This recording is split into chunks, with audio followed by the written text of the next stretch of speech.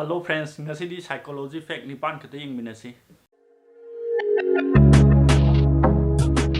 Fact number 1, madudi Albert Einstein asina harambagi matung ina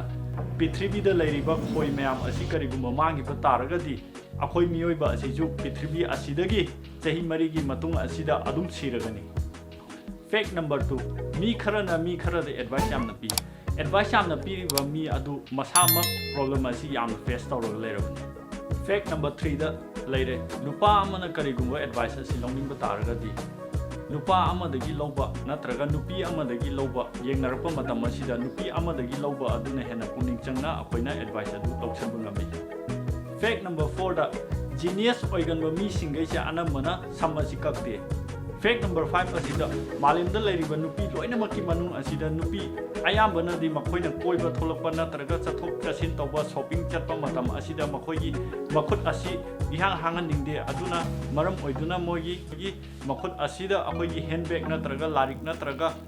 umbrella asi yanduna chatli aduga karigumba miyoiba ama asi adumati problematic oiraba aduga magi makok asijo adumati chairaba adu phawboda magi awaba adu share su tawdraba adu oiba taragadi adugi mi adu pura mentally strong oiraga lay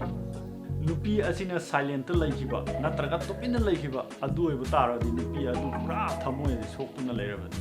aduga karigumba nupi asina harauba taragadi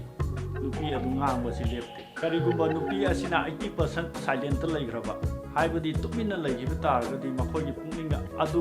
phongdokpa mathau tai aduna yariba makhai nupi sing asi yam harauna thamiyu ai chak chawa phangi loisanlakpada yamna interesting oiba ama leijare madudi mi asina magi khujin asi yamna toina chiklaba